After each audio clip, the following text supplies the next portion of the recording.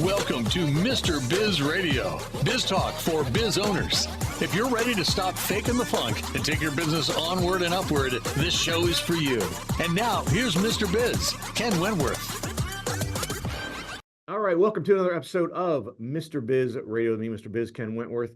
And this week, guys, we're going to talk about something, a lot of different things, but primarily something I know will relate whether you're a business owner, whether you're an entrepreneur or not, and that is alignment. And we're going to talk about alignment from a perspective mostly of a business owner, right? But there's things that you can glean from this, even if you're not a business owner, even if you're not an entrepreneur that's sort of running a business of some sort. Our guest this week is Dr. Philippe Bouissou. He's a managing partner at Blue Dots Partners and best-selling author of Aligning the Dots, hence I was talking about alignment. He's a TEDx speaker, which with his speaking on TEDx has over 1 million views, by the way.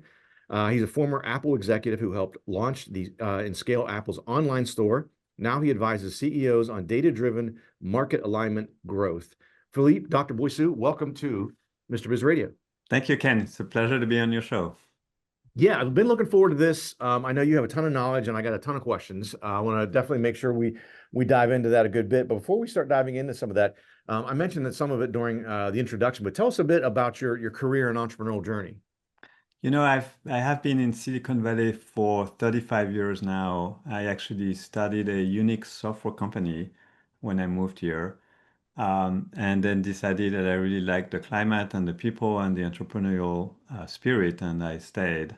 I spent about a quarter of my career working with very large companies like Apple, you mentioned, and Hachette, one of the largest publishing companies in the world.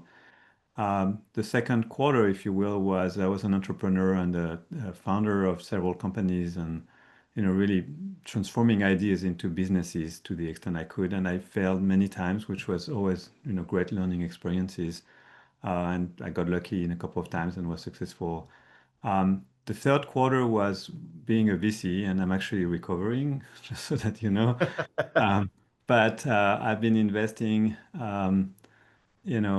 $44 million. I've generated $160 million in seed and early stage startups, high-tech companies, typical of Silicon Valley. And then the last quarter I've been doing is management consulting, where I'm really advising CEOs and boards and investors about growth and taking the company to the next orbit, if you will, and really growing. And I have been doing this at Blue Dots for a number of years and have a great team, and we just love doing what we do. Yeah. So lots of different questions about this. One of the things I did want to start with, though, is I know you talk, I know during some of the research I was doing before the interview, is you talk about there are 4 market-facing alignments. Mm-hmm. Tell us what those are, if you would, Dr. Bouissou. Yeah, so let me maybe step back a little bit. Okay. Our obsession, dare I to say, is really helping company grow faster. And the reason growth is so critical, it's because it's the only way to create real and sustainable value. In fact, I actually don't know any other way. And if you're not growing faster than your market, then you're losing market share, and nobody will ever want to invest, or they would buy you for 10 cents on the dollar, and you don't want that. Mm-hmm. So growth is really critical to the success of any business. And I've been on 25 boards, and I've always struggled with, why are we not growing? Simple question, and CEOs and board members typically have a hard time understanding that and be able to actually give me a clear answer.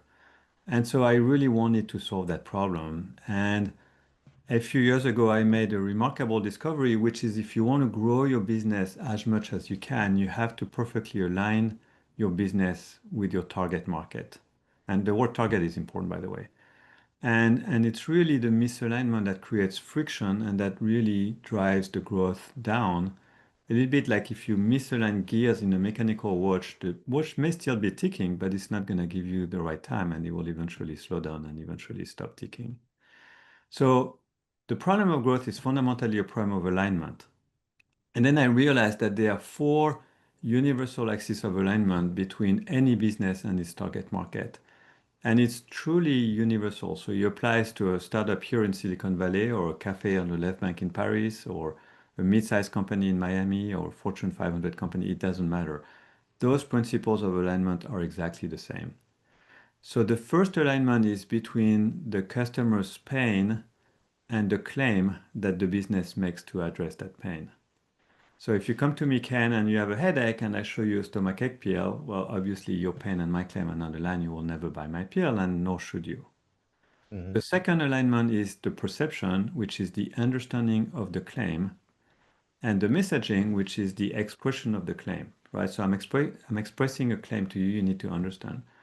So imagine I have the right pill for your headache, and I describe it to you in Korean. I'm assuming you don't speak Korean, then you will like, you will never buy my pill, even though it's the perfect pill for your headache, just because you don't understand what I'm talking about. That's the second axis.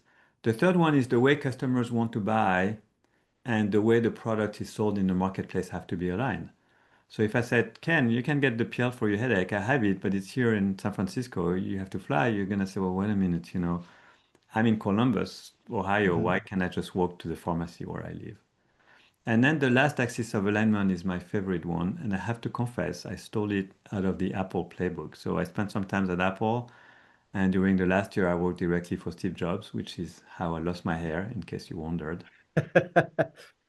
But I did learn a lot of interesting lessons from Steve. And one of them is that I realized that there is one and only one business on this planet. I realized that everybody is in the exact same business.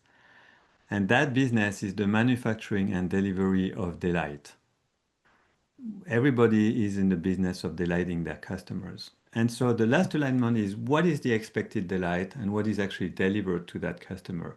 And those two things have to be aligned. They cannot be an impedance mismatched. So the four universal axes of alignment, and again, they apply to anybody who is in a business, is that the claim that the business makes have to be aligned with the pain of the customer.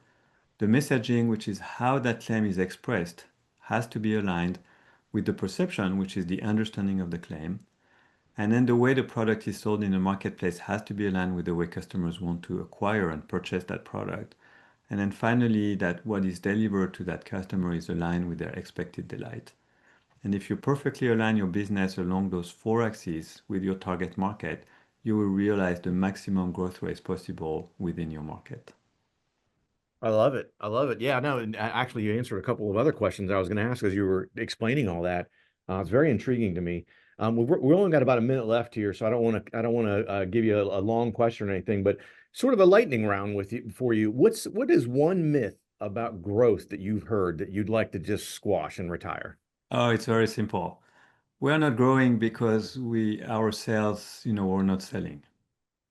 And actually, fairly rarely is the problem of growth related to the sales team or the sales or go-to-market motions.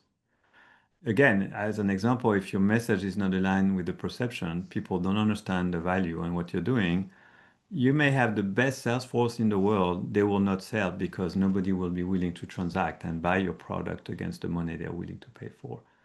I think that's a myth I hear all the time.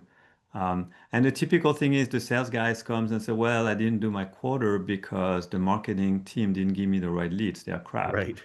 And then the marketing guys come and say, Right. well, we don't have the right product. And the product guy comes and say, well, I couldn't build the right product because I didn't have the budget all the time.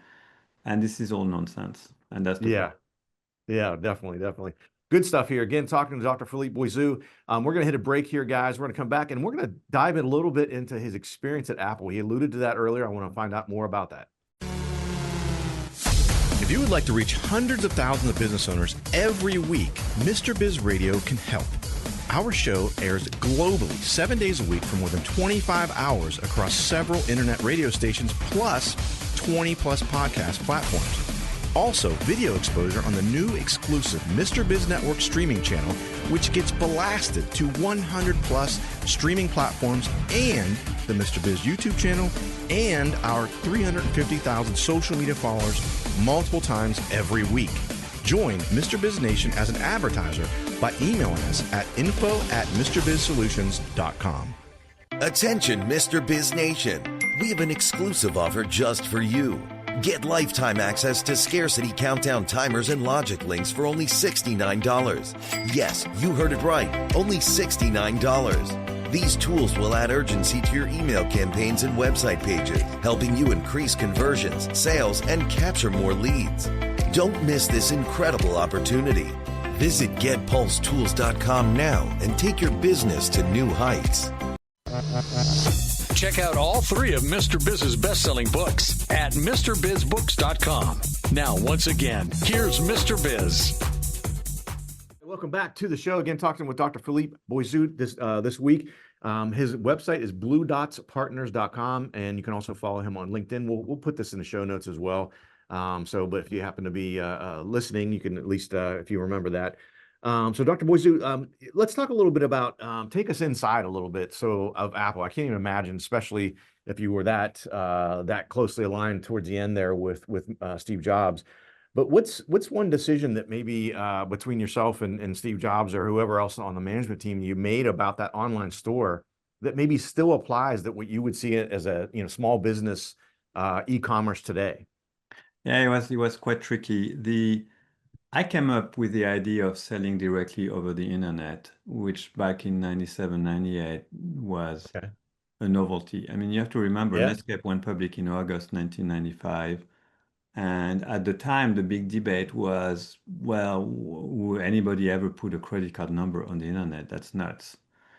And my idea was that we should sell in a frictionless way in whatever transaction format the customers want. If they want to walk into a physical store, touch our product and buy it, that's fine. But if there is no physical store that's close to them, they should be able to buy online. And now it's obvious, but again, back in 97, 98, it was a very difficult topic.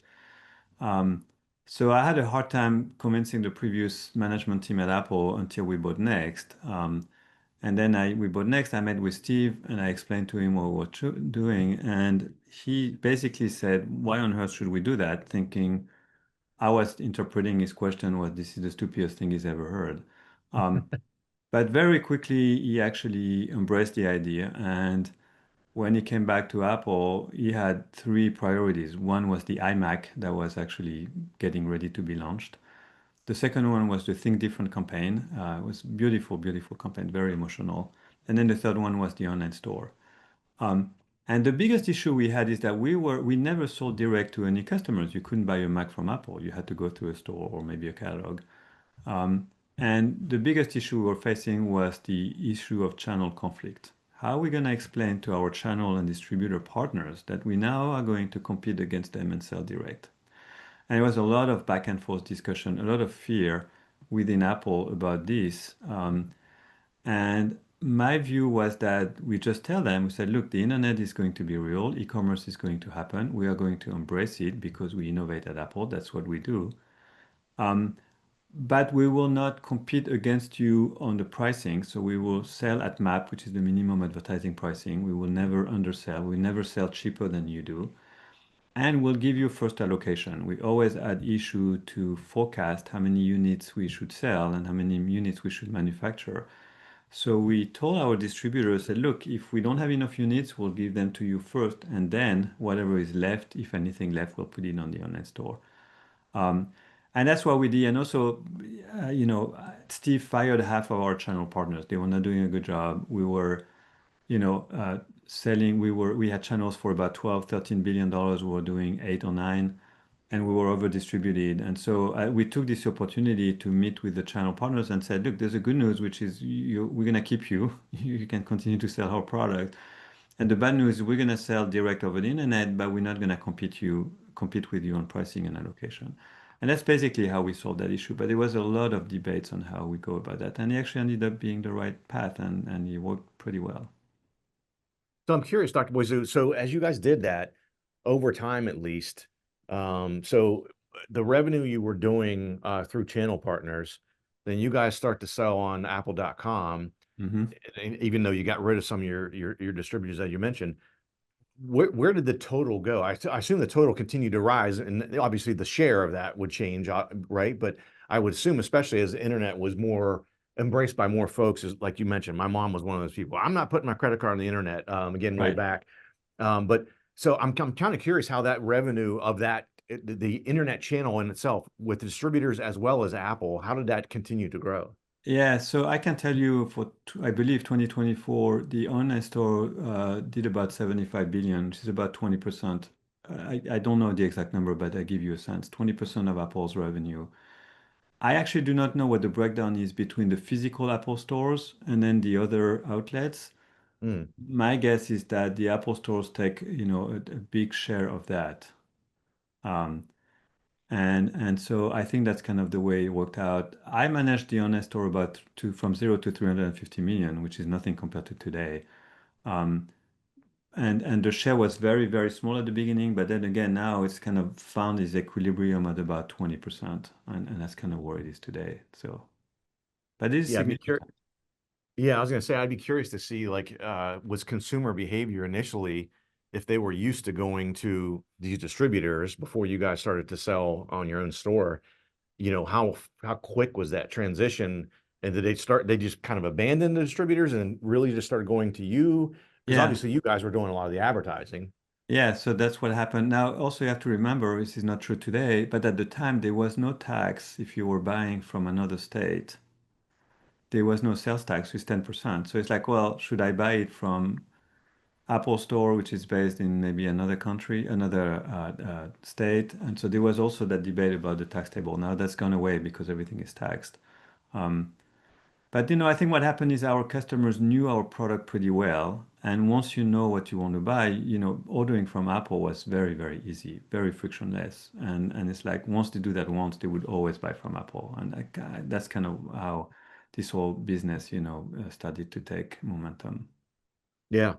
Well, it goes back to what you mentioned earlier, delaying the customer, right? So, Right. And um, frictionless transaction, which is the third axis, easy to buy, very easy. yeah. So that leads me to my next question. So, I think misalignment can hide along a bunch of multiple axes, right? You Mhm. talked about your 4 market-facing alignments. What's the most of those 4? What's the one you see that most CEOs overestimate, and how does it quietly kind of stall the revenue? Well, the short answer is all of them. I mean, it's a bit like asking, there are 5 vital organs in the human body, the liver, the brain, and the lungs, and kidneys, and so on and so forth. And it's like asking me, well, which one is the most important, or which one tends to fail more? Hmm. And the answer, they all fail. And I think that, and I think the knee-jerk reaction that consists of saying it's a sales issue, and that's why I was so passionate about this, is most of the time wrong. You're not looking at the right problem, and you're not looking at the right friction or the right misalignment. With our clients, we see misalignments along the 4 axes. And by the way, there's also a 5th alignment, which is the internal alignment, which is not market facing, which is like if your team is not internally aligned, then the execution of the 4 market facing alignment will fail and you're not going to grow. And it's actually the last chapter of the book, but this is really important as well, because again, it's all about aligning the organization to execute the 4 market facing alignments. But to answer your question, all of them are really, really critical. And it's not like one is more important than another. Yeah, and I would imagine, even within a single company, what maybe you're falling short on the second one, and then you fix that, and it creates a gap with a third or fourth one, right? So it's almost like you could be kind of chasing your tail a little bit in some instances where you fix one and it becomes so strong that it creates some issues elsewhere, is what I would guess. And we got to hit a break here, but we can pick I that up when we actually come want to, back. after the break, I want to answer. This is a really good point you're raising. So I want to talk a little bit more about this. Yeah, we'll definitely pick that up when we come back. Again, Dr. Philippe Bouissou, BlueDotsPartner.com, and you can also check him out on LinkedIn. How would you like to have direct access to Mr. Biz to help you run your business more profitably and more efficiently? At MrBizSolutions.com, you get live access to not only Mr. Biz, but also several of his hand-picked and trusted business experts, each with 20 plus years of experience to help you optimally manage and grow your business. That's just the start of where Mr. Biz Solutions begins.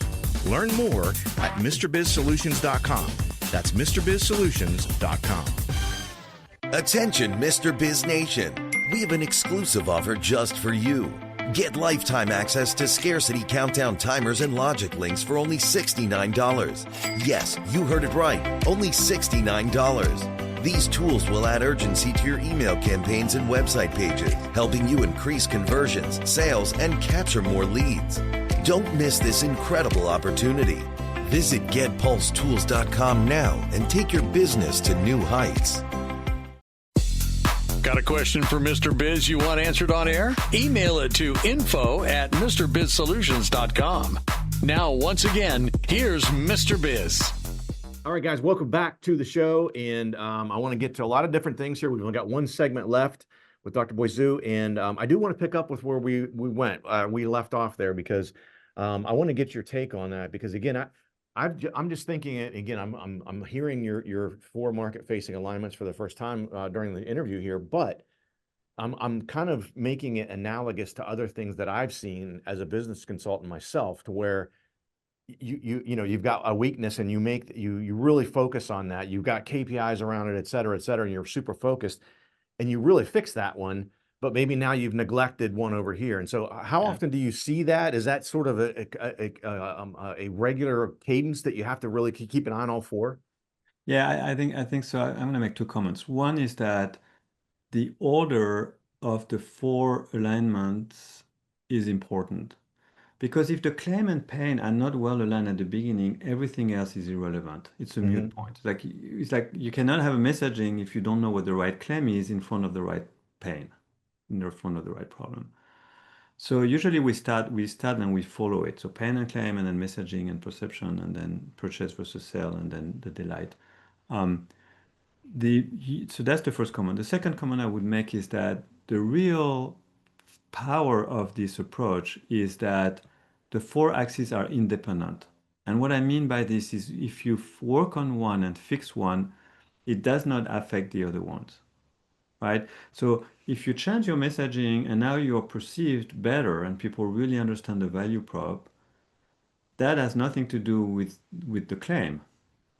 And so you're not going to break something else. And the unfortunate thing in the current way to build organization, which you have sales and marketing and customer success and supports and R&D, all that stuff, the problem is they are very dependent on each other. When you break one, when you touch one, you do affect the other one. So the independence of the 4 axes of alignment is really, really important. And there is a family of nonlinear equations in math where it's called the separation of variable, when you actually can separate those problems into much smaller problems that are independent, and it's a very eloquent solution to that problem. And in a way, it's exactly the same idea. I can fix one alignment and I don't have to worry too much about breaking something else in the company. It's very powerful. Yeah. And so as you said that, I'm thinking, that was a kind of a bad assumption on my part, because as you were talking about it, and I was thinking it through a little bit more, it does seem that they're very independent of each other, and that's a very powerful thing, and I think very helpful, right? So you're not chasing your tail and always Exactly. looking for that type of thing. Let's talk a little bit, Dr. Bouissou, about your A4 precision alignment. So I know it talks about some prescriptive steps for people to take. On the flip side of that, though, what's maybe one counterintuitive step that most leaders they resist? They say, I don't need to do that, or that's not going to work. Yeah, it's a really good question. So we build our own methodology and IP, intellectual property, based on the notion of data and measuring those misalignments. So we don't go to a client and we say, well, your pain and your claim are not aligned. We go to a client and say, we've analyzed a lot of data. We actually create a lot of data ourselves, and your pain and claim alignment is 67%. So that means you have 33% to work with to improve. And because we measure, and it took us many years to really fine-tune those tools where we can get those measurements. But because we measure, we know exactly what the misalignments are, and we can then craft the right growth playbook, which is what we give the CEO. It's a very actionable, very detailed plan on what to do on Monday morning at 8 o'clock. So the best analogy is we're like doctors, but the difference is that we have an X-ray machine and an MRI machine and a blood work machine that we build. This is our IP. And what happens is we take the CEO to the room and you say, look at this X-ray. You see, that's your bone. And you see that really fine line right there? That's a fracture, and that's what you have.